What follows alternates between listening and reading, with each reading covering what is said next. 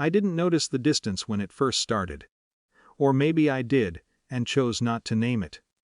We were still having dinner together, still sharing the same bed, still moving through routines that looked intact from the outside. But something in her had shifted, subtle enough to ignore, consistent enough to stay. Her phone tilted away when I walked past. Conversations that ended too quickly, a new habit of saying, "Work's just stressful right now," in a tone that discouraged follow-up. I didn't confront her, not because I trusted her completely, but because I wasn't ready to hear something that would force me to act. So I watched. When she told me about the 15-day trip, it came packaged as urgency. A project, a team dependency, flights already booked. I asked a few practical questions. Dates, location. Who else was going? She answered smoothly. Almost too smoothly, like she'd rehearsed just enough to avoid friction. Same team? I asked. She nodded. Yeah, mostly.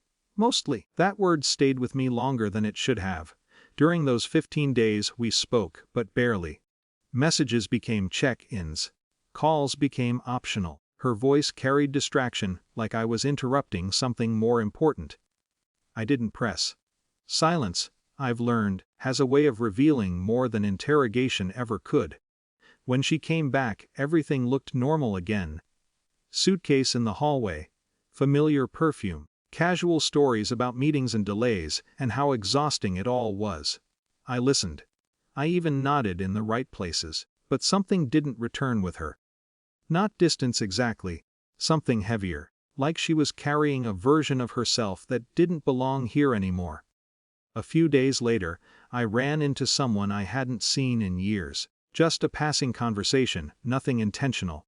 We talked about work, mutual contacts, the usual fragments people exchange when they don't expect anything meaningful to come from it. Then a name came up. Not hers, his, the one she had casually referred to before, the work husband, said jokingly once, in a way that felt harmless at the time. I repeated the name, just to confirm. The man paused, looked at me differently.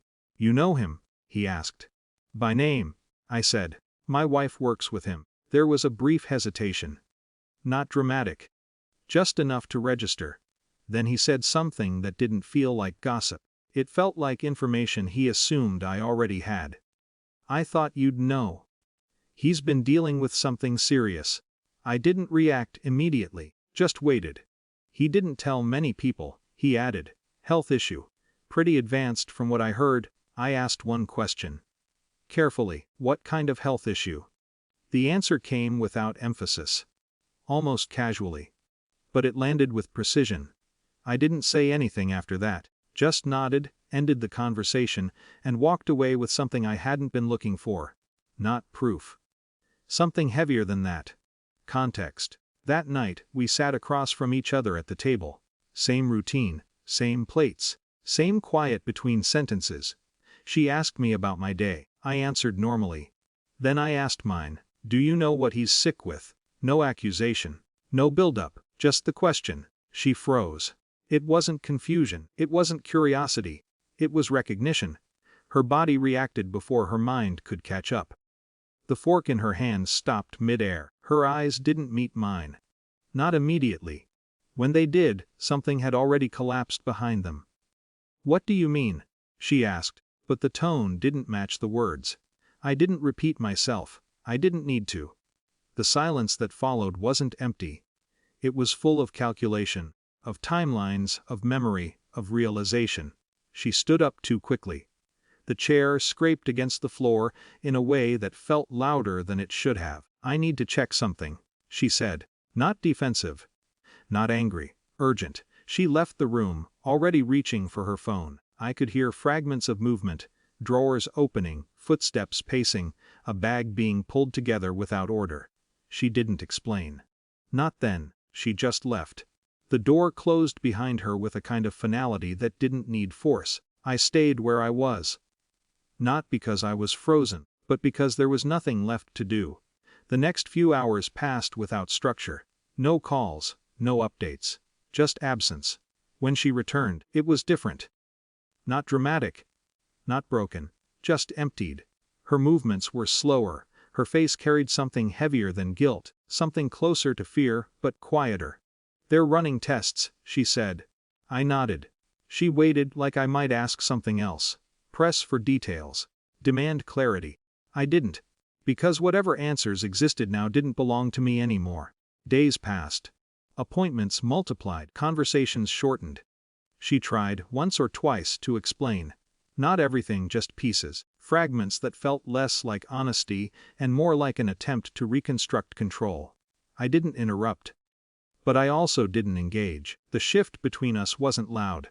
There were no arguments, no accusations thrown across rooms. Just distance, real this time.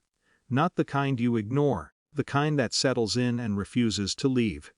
Eventually, there was confirmation. Not through her. Through the system. Through reports and clinical language that doesn't soften impact. Something irreversible had entered her life. And it hadn't come alone. I didn't feel anger the way I expected to. No surge. No need for retaliation. Just a quiet understanding. Some things don't require reaction, they resolve themselves. We still share the same space, technically. But the marriage we had doesn't exist in it anymore. There's no confrontation left to have. No truth left to extract.